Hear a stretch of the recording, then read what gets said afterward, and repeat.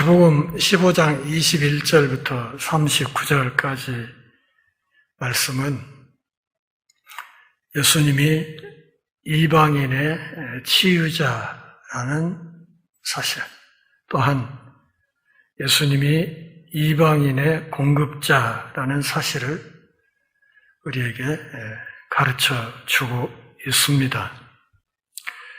21절부터 39절까지 한꺼번에 다루는 것이 좋겠지만 시간 관계로 지난 시간에 28절까지 말씀을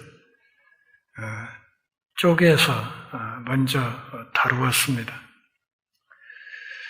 오늘 29절부터 39절까지 말씀은 잘 들여다보면 다시 두 단락으로 이루어져 있다는 것을 알 수 있습니다.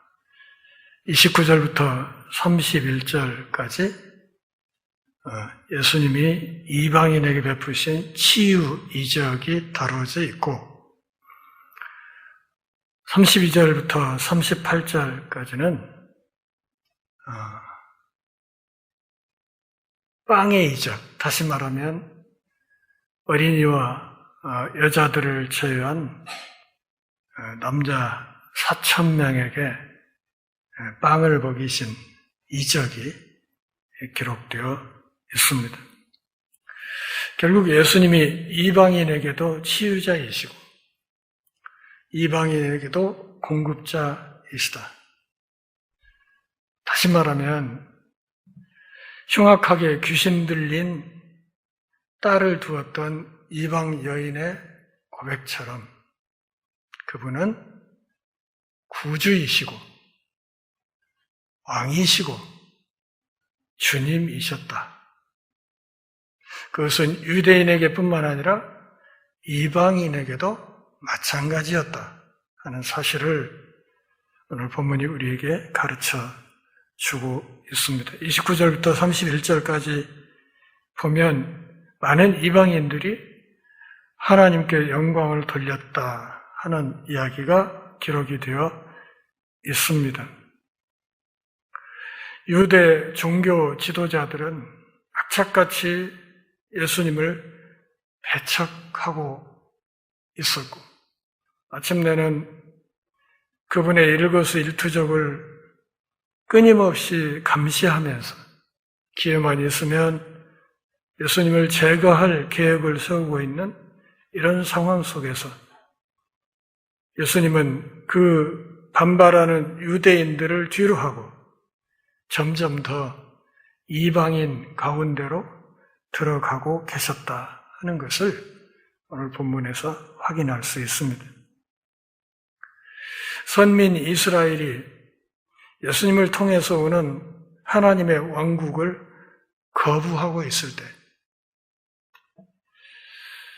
유대인들로부터 개처럼 취급받던 이방인들이 예수님의 복음을 적극 수용하고 있는 역설적인 상황을 우리에게 보여주고 있습니다.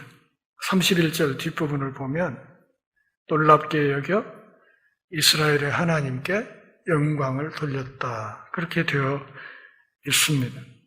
신앙은 놀라는 것으로 다 되는 것이 아닙니다. 참 신앙은 놀라움을 넘어서 예수님의 제자가 되어야 하는 것입니다. 그 예수님의 제자가 된다 하는 것을 오늘 본문 31절에서는 이스라엘의 하나님, 예수님이 곧 이스라엘의 메시아라는 사실을 믿는 것이라는 것을 마태가 우리에게 강조하고 있는 것입니다. 예수님께서 두로와 시돈 지역에 얼마나 오래 머물러 계셨는지는 확실하지 않습니다. 그런데 마가복음 7장 31절 말씀을 보면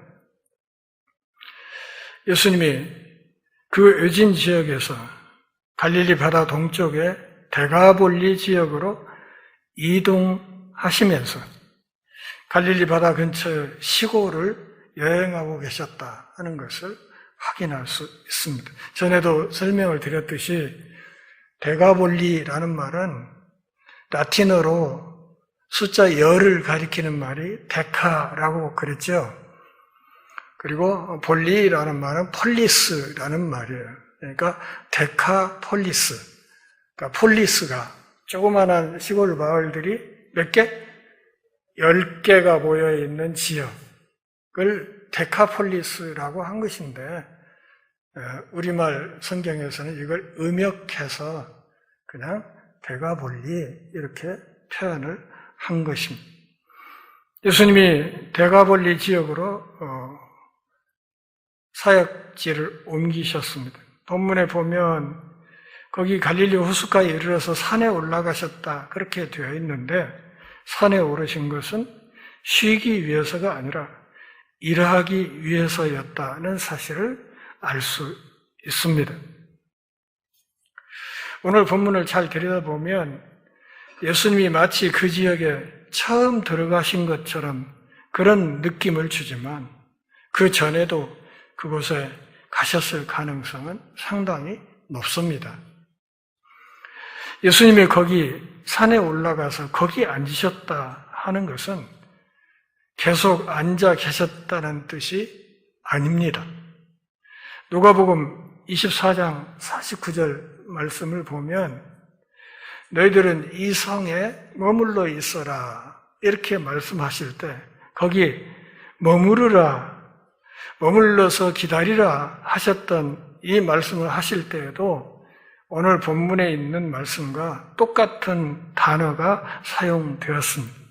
그러니까 단순히 주저앉아서 편히 쉬고 있었다 그런 뜻이 아니라 그분의 사역을 준비하면서 또 다른 사역을 계획하면서 그렇게 거기에 산에 올라가 계셨다 하는 것을 말하는 것입니다. 그런데 예수님이 그렇게 산에 올라가 머물고 계실 때 많은 연약한 사람들이 예수님 앞에 나오게 되었습니다. 30절을 보시면 큰 무리가 예수님께 왔다 그랬는데 그 큰 무리를 다양하게 설명을 했습니다. 다리 저는 사람도 있고 장애인도 있고 앞을 못 보는 사람도 있고 말을 못하는 사람도 있고 또 그 밖에도 여러 환자들을 데리고 와서 예수의 발 앞에 안침에 고쳐주셨다. 그런데 여기 예수님의 발 앞에 앉혔다 하는 이 헬라어 흐립톤이라는 말인데 이 말은 직역하면 예수님의 발 앞에 내던졌다 그런 뜻이에요. 그러니까 예수님의 발 앞에 내던졌다. 그런데 이것도 시제를 보면 이것이 한 번 동작으로 완결된 것이 아니라 계속해서 그렇게 하고 있었다는 것을 읽어낼 수 있습니다. 그러니까 사람들을 데려다가 계속해서 예수님 발 앞에 던져놓았다 이런 의미인데 무슨 뜻인가 하면 굉장히 급하게 급한 마음으로 예수님 앞에 환자들을 데리고 와서 그분 앞에 계속해서 갔다가 데려다 놓는 그런 상황을 연상하게 해주는 그런 표현입니다. 수많은 환자들을 다 예수님 발 앞에 데리고 와서 그냥 급히 환자들을 데리고 와서 그분 앞에 데려다 놓는 그런 상황이 연출이 되었다는 것입니다. 왜 이렇게 환자들이 많았을까? 이 지역은 유대사에서 비교적 변두리 지역이었는데 어떤 점에서는 변두리 지역이기 때문에 사람들의 영양 상태가 그다지 좋지 못했을 것이고 아울러서 의료 혜택도 그렇게 많이 받지 못했을 것이다. 그렇게 짐작이 되고 그렇기 때문에 많은 병자들이 있었고 그 사람들이 예수님이 오셨다는 소문을 듣고 많은 환자들을 그분 앞에 가면 나을 수 있다. 이런 소망과 믿음을 가지고 예수님 앞에 데리고 와서 그냥 앉혀놓았다. 그런 뜻입니다. 무슨 뜻일까요? 지난 시간에 우리가 다뤘던 말씀에 빗대어서 표현을 하면 이 지역에 있던 많은 이방인들이 자녀의 상에서 떨어지는 부스러기 은총이라도 받으려고 그렇게 예수님 앞에 꾸역꾸역 몰려들고 있었다 하는 사실을 알 수 있습니다. 왜 이렇게 됐을까를 짐작을 해보면 마가복음 5장 20절 쪽의 말씀을 보면 그 거라사 지방의 무덤 사이에서 귀신 들려 있던 사람, 군대 귀신을 쫓아내고 이 사람을 예수님이 선교사로 파송했던 기록이 있지요. 같이 한번 읽어보실까요? 그가 가서 예수께서 자기에게 어떻게 큰일 행하셨는지를 데가볼리에 전파하니 모든 사람이 놀랍게 여기더라. 와, 저 귀신 들려서 무덤 사이에 살던 친구 아니야? 그 포악하게 쇠사슬도 막 손으로 끊어버리던 그 괴력을 지녔던 사람 아니야? 근데 저 사람이 어떻게 선교사가 된 거야? 이렇게 된 것이죠.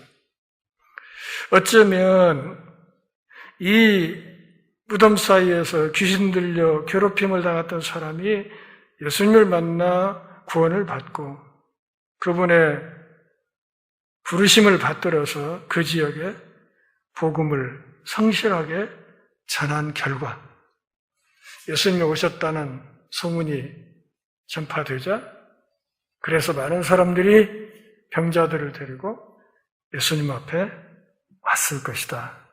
이렇게 짐작할 수 있습니다. 한 사람의 변화가 어떻게 더 많은 사람들을 그리스도의 품으로 이끌 수 있는지를 읽어낼 수 있는 부분입니다. 31절 같이 읽어볼까요? 말 못하는 사람이 말하고 장애인이 운전하게 되고 다리 저는 사람이 걸으며 맹인이 보는 것을 무리가 보고 놀랍게 여겨 이스라엘의 하나님께 영광을 돌리니라. 지금 장애인 올림픽이 열리고 있죠. 제가 놀랐던 장면이 하나 있어요. 우리나라의 김황태 선수인가요? 양팔이 없는데 오전 경기 선수더라고요. 양팔이 없는데 세느강에 뛰어들어가서 헤엄을 쳐요. 사람이 몸이 아프고 장애가 있다는 것, 살아가는데 얼마나 힘들고 불편한 것인지, 또 그런 사람의 인생이 얼마나 고단한 것인지 우리가 정말 짐작하기도 어렵습니다. 앞을 못 본다는 것 얼마나 고통스러운 거예요. 장애를 가지고 살아간다는 것 인생이 얼마나 고단합니까? 남들이 활달하게 걸을 때 제대로 걷지 못하는 것, 앞을 보지 못하는 것, 이거 얼마나 고통스러운 일이에요.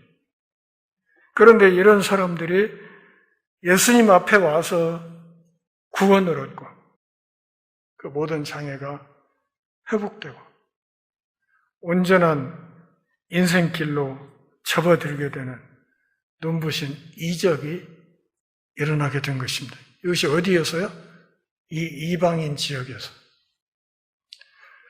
하나님의 언약이 없었던 유대인들로부터 개라고 취급을 받던 그 이방인들이 사는 그 열악한 지역에서 이 놀라운 구원의 역사가 일어나게 되었습니다. 그러자 이 사람들은 그 은혜를 입고, 물론 이런 일들은 이전에 유대 땅에서도 일어났습니까? 일어났죠. 거기서도 똑같은 일들은 일어났어요. 그런데 유대 지역의 유대인들, 하나님의 선민이라 자부하는 유대인들은 예수님의 이런 이적을 일컬어서 뭐라고 욕을 했습니까? 저 바알세불이 집혀서 그런 거. 귀신의 힘을 빌어서 저거 하고 있는 것이라고 예수님을 공격하고 비난했지만 여기 이방 지역의 이방인들은 31절 끝에서 뭐라고 얘기를 했습니까? 놀랍게 여겨 이스라엘의 하나님께 영광을 돌렸다. 예수님을 누구라? 이스라엘의 하나님이라. 이렇게 읽어낸 겁니다. 하나님의 언약도 없었던 이방인들은 예수님이 행하시는 이 구원의 역사를 보면서 저분은 이스라엘의 하나님이다. 저분이 구세주다. 저분이 주인이시다. 저분이 왕이시다. 이렇게 인정하고 고백함으로써 하나님께 영광을 돌렸다는 것입니다. 아이러니죠?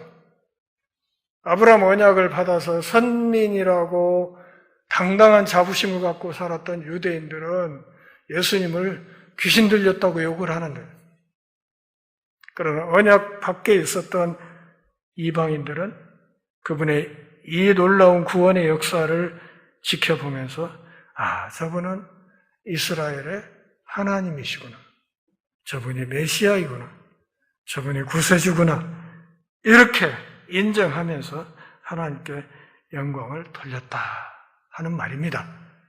이제 다음 단락 32절부터 38절까지는 여자와 어린이 남자들만 4,000명 이상을 또 먹이시는 기록을 마태가 우리에게 전달하고 있습니다. 어떤 사람들은 그렇게 착각하기도 해요. 오병이의 이적 이미 있었죠.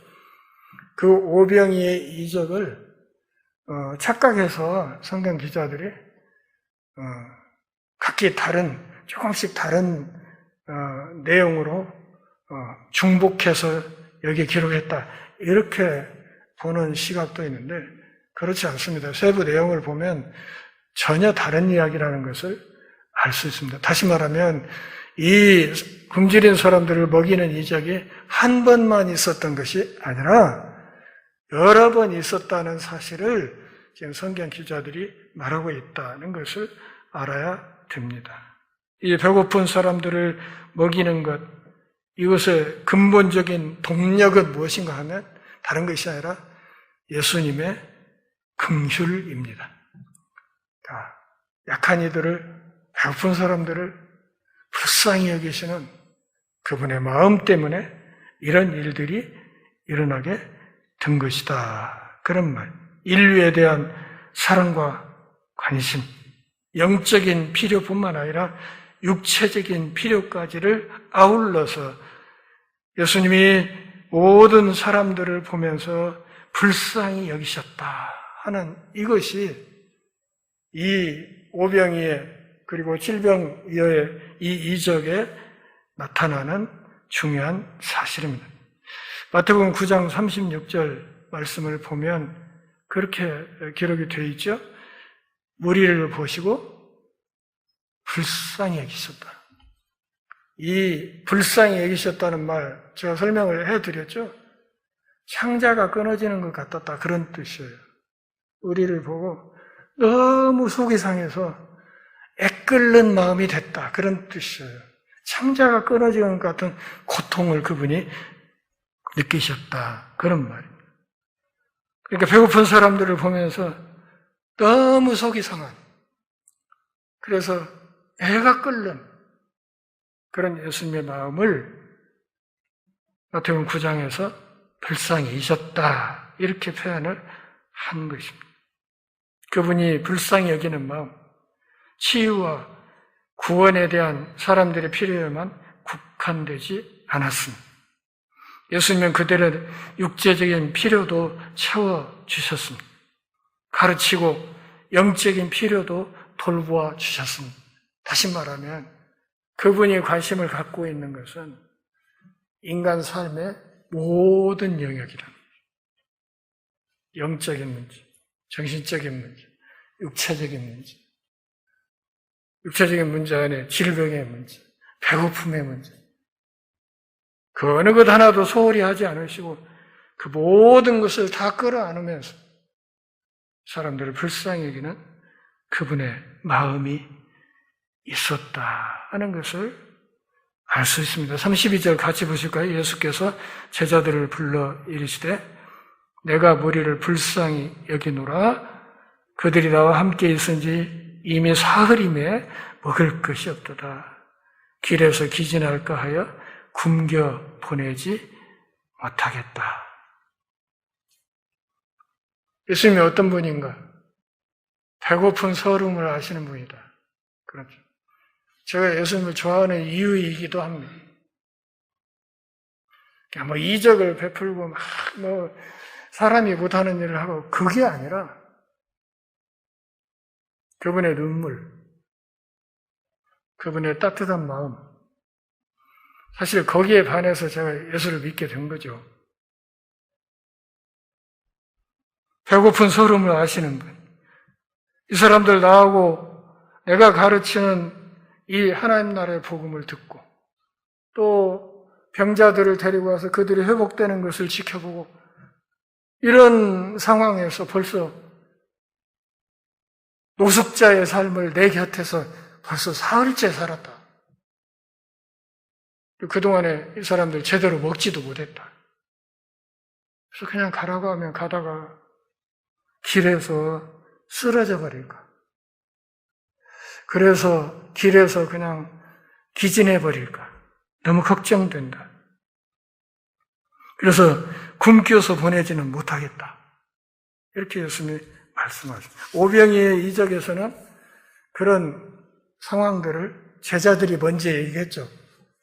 제자들이 먼저 보고해서 이 사람들 배고픔에 이렇게 했지만 오늘 본문 이 기적에서는 예수님이 먼저 이 상황에 대해서 말씀을 하시고 굶주린 채로 돌려보낼 수 없다 이렇게 말씀을 하신 겁니다.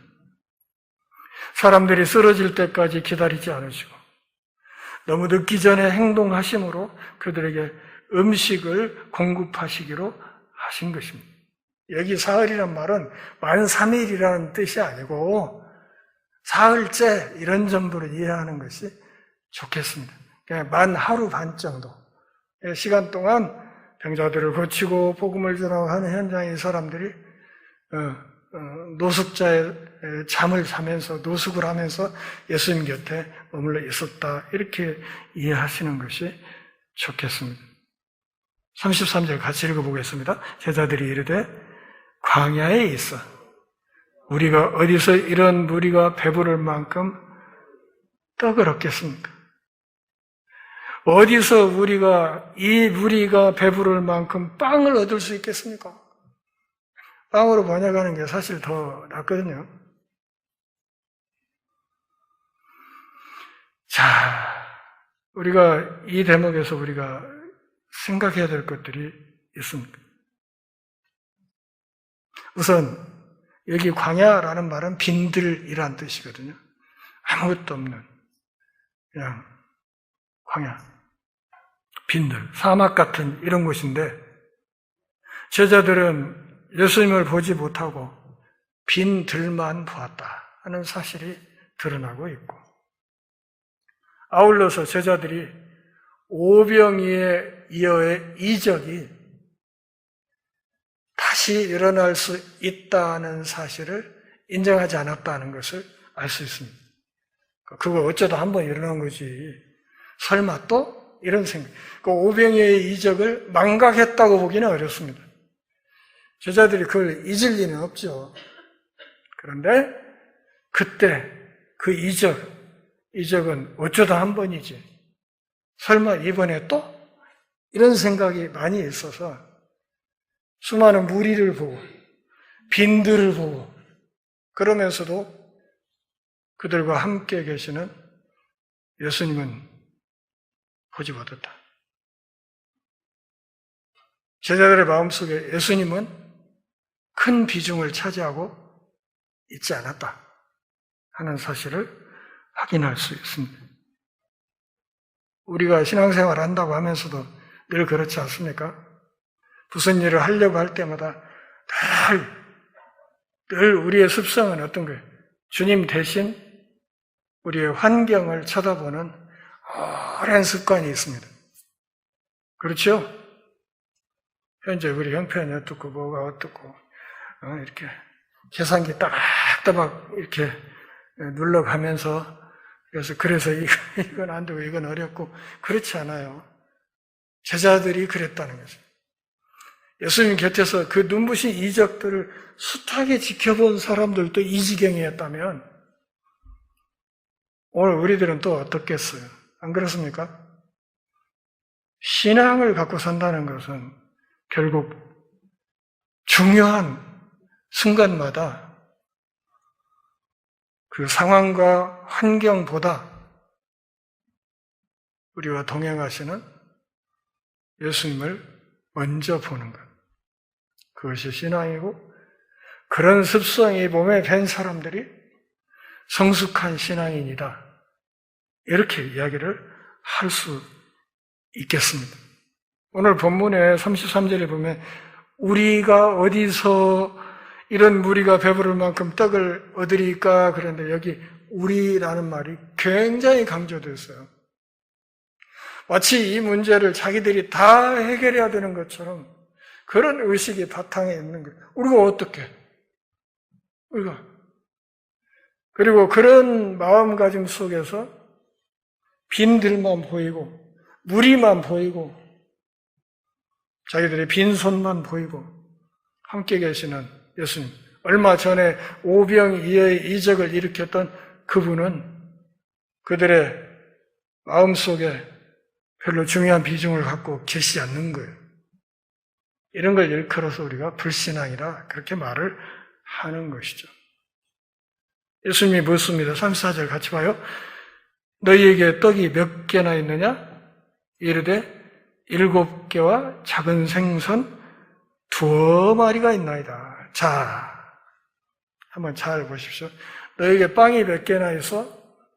그건 그렇고 여기 빈들이고 무리는 많고 너희들 능력 없고 그건 그렇다 치고 그러면 지금 너희한테 있는 게 뭐야? 빵 몇 개나 있어? 이렇게 물었어요. 제자들의 대답이 뭐예요? 빵 7개. 생선 2마리. 2마리라는 뜻이 뭐예요? 2마리라는 뜻이에요? 2마리보다 조금 더 있다는 뜻이에요. 좀 더 있다는 뜻이에요. 지금 마태가 우리에게 보여주려고 하는 건 뭐냐면 오병이어의 이적 때보다 상황이 좋다 나쁘다. 상황이 좋다 나쁘다. 그때보다 상황이 좋다는 거예요. 그때는 빵 5개, 생선 2마리밖에 없었지만 지금은 빵 7개, 생선 2마리. 상황이 그때보다 좀 낫다 하는 것을 이야기를 하는 거예요. 이 말은 마태가 볼 때 제자들의 이 상황에 대한 인식이 그때보다는 좀 나아야 되지 않겠어? 이런 뜻이 사실 바탕에 깔려 있는 거예요. 그런데 왜 그 모양이야? 그런 뜻이죠. 왜 여전히 그러는 거야? 그런 뜻이 담겨 있는 것입니다. 7개와 작은 생선 2마리가 있습니다.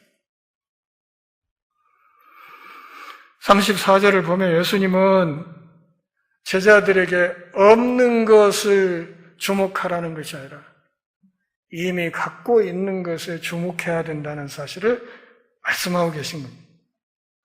없는 것 자꾸 생각하지 말고 지금 너희 손에 있는 게 뭐야? 그걸 주목해 봐. 그런 뜻이에요. 지금 너희 손에 얼마가 있는 거야? 빵 7개, 작은 생선 2마리 있습니다. 그럼 그걸 주목해. 그런 얘기죠. 그걸로 뭘 할 수 있는지를 생각해. 이런 말. 예수님은 상황을 긍정적으로 보는 훈련을 하라고 제자들에게 말하는, 자꾸 부정적인 쪽으로만 보려고 하지 말고 현재 상황을 긍정적으로 읽어라. 그렇게 말씀을 하는 거예요. 솔직히 말하면 지난번 오병이어의 이적 때보다 제자들에게는 더 많은 자원이 있었죠. 그런데도 걱정은 똑같습니다. 여기 빈들입니다. 무리는 많습니다. 우리들 손에 쥔 거 별로 없습니다. 절망적입니다.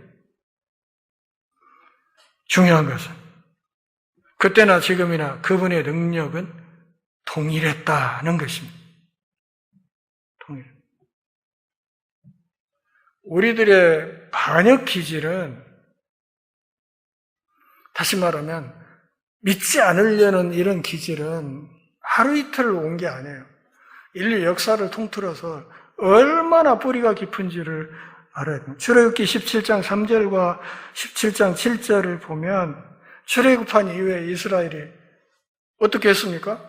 자꾸 애굽으로 돌아가려고, 그 종살이 하던 시절로 돌아가려고 해요. 그러면서 앞서 인도하는 모세를 계속 공격을 하는 거예요. 우리 여기서 광야에서 애굽에 매장지가 없어 우리 여기 이 광야에다 묻으려고 우리 끌고 나온 거예요? 이래갖고 계속 모세를 공격하고 그렇게 했지 않습니까? 그것이 피조물들의 한결같은 습성이에요. 그런데 히브리서 13장 8절 말씀에서 히브리서 기자는 이렇게 말해요. 예수 그리스도는 어제나 오늘이나 영원토록 동일하시니라. 예수 그리스도는 어제나 오늘이나 영원토록 동일하시다. 다시 말하면 오병이의 이적을 일으키실 때나 지금 현재 이 빈들에서 예수님의 능력이 다르다? 아니다. 똑같다. 2100년 전의 예수님의 능력과 오늘 우리가 믿는 그분의 능력은 다르다? 아니, 동일하다. 오병이의 이적, 칠병이의 이적을 일으키신 그분의 능력은 영원히 동일하다. 못하실 일이 없다는 것입니다. 그분의 긍휼이 제한되는 일은 없다는 것입니다. 그리고 그분의 긍휼은 유대인을 편애해서 베풀어지는 것이 아니라 아브라함 언약 바깥에 있던 이방인에게도 똑같이 그렇게 베풀어져요. 우리 이방인이잖아요. 유대인 아니잖아요. 그런 우리들에게도 동일하게 베풀어진다 하는 사실을 알 수 있습니다. 35절, 36절 이렇게 말씀해요. 무리에게 명하사 땅에 앉게 하시고 떡 7개와 그 생선을 가지사 축사하시고 떼어 제자들에게 주시니 제자들이 무리에게 주었다. 여기 땅에 앉게 하시고, 지난번 오병이의 이적에서는 풀밭에 앉게 했다 그랬잖아요. 근데 여기는 이제 땅에 앉게 했다 그랬는데 아마 6월절 이후쯤 되면 기온이 올라가고 하면서 땅에 풀이 다 말라 비틀어진 때예요. 그래서 땅이라고 표현을 한 거예요. 그리고 축사하셨다 하는 이 말은 감사 기도를 하셨다. 그걸 들고 하나님을 향해 감사 기도 하시고 제자들에게 나눠주셨다. 여러분, 우리 식사 기도가 좀 달라질 필요가 있어요. 자, ROTC 훈련 받을 때는 이렇게 제가 기독교인 줄 아니까 친구놈들이 이렇게 기도하는 사이에 그날 그 식반에 나온 반찬 중에 조금 특식이라고 하는 어떤 것들이 있잖아요. 기도 끝나고 보면 없어. 반은 장난, 반은 탐심으로 저들이 먹어버리고 제 건 없어요. 그러니까 기도할 때 어떻게 눈을 딱 감고 식반 위에서 손을 이렇게 하나님은 땡큐 하고 눈 뜨고 그냥 그렇게 그러기도 했는데 우리가 밥 먹을 때마다 그 쌀 한 톨이 우리 앞에 올 때까지 하나님이 베푸신 햇볕과 하늘에서 내리신 비와 땅의 기운과 농부들의 수고와 또 주방에서 요리하느라 수고한 이들의 그 헌신과 아울러서 이 땅에 우리는 그렇게 먹지만 먹을 게 없어서 굶주리는 사람들에 대한 연민의 마음과 또 장차 주님 앞에서 우리가 만민이 참 배부르게 먹을 그 모든 소망을 다 아우르면서 식사 기도를 할 필요가 있다. 그게 진짜 밥 한 그릇을 놓고 하나님 앞에 감사하는 신앙인의 태도가 아닐까 저는 그렇게 생각을 해요. 축사하시고 떼어 제자들에게 주셨더니 제자들이 무리에게 나눠줬다. 37절, 38절 보겠습니다. 다 다 배불리 먹고 남은 조각을 7 광주리에 차게 거두었으며 먹은 자는 여자와 어린이의 4,000명이었더라 그랬습니다. 자, 오병이의 이적에서는 남은 몇 개 광주리? 12개라고 했죠. 이것이 이스라엘 12지파를 상징한다고 보는 신학자들이 있어요. 그리고 여기서는 7 광주리라고 했을 때 7개라는 것은 이방인을 포함한 하나님의 완성과 하나님의 은총의 충만함을 상징하는 것이다. 이렇게 보는 신학자들도 있는데 저는 그런 해석이 상당히 타당성이 있다. 이렇게 생각하고 있습니다. 이방인에게도 베푸신 하나님의 은혜. 근데 여기 7 광주리 라는 말이 있는데 광주리 이 헬라어로 스피리스라는 이 말인데 이 말은 저 앞에 오병이의 이적에서 있었던 그 조그마한 소쿠리를 말하는 게 아니라 여기는 사람을 태울 수 있을 정도의 큰 광주리를 말하는 거예요. 그래서 나중에 사도행전에서도 보면 알겠지만 사도행전 9장 25절 보면 바울이 성에서 도망쳐 나올 때 그 사람들이 바울을 어디다 태워? 그 광주리에다 태워가지고 달아내려가지고 도피시키잖아요. 그때 그 사도행전 9장 25절에 나오는 그 광주리가 여기와 똑같은 스피리스를 말하는 거예요. 사람이 탈 수 있을 정도로 큰 거. 그러니까 단순히 숫자로는 지난번이 12광주리가 더 많은 것처럼 보이지만 사실은 그렇게 단순 비교할 수 있는 상황은 아닙니다. 먼저 유대인에게 그리고 이어서 이방인에게 베푸시는 하나님의 은총이 오늘 칠병이의 이 이적을 통해서도 강조되고 있습니다. 민수기 10장 29절 말씀을 보면 이미 구약에서도 하나님의 베푸시는 은혜가 오직 유대인에게만 주어지는 것은 아니었다는 사실이 뚜렷하게 드러나고 있습니다. 이스라엘이 시내산에서 율법 언약을 맺은 후 모세는 미디안 사람 자신의 처남 호밥에게 함께 가자. 하나님께서 이스라엘에 대해 좋게 말씀하셨다 하는, 그러니까 이스라엘의 은혜 안으로 같이 들어가자고 그렇게 이방인 처남에게 그렇게 말하는 이야기가 있고, 가나안 사람이었던 라합, 모압 사람이었던 룻, 이런 사람들도 하나님의 은총 안에 들어왔던 사실을 우리가 확인할 수 있습니다.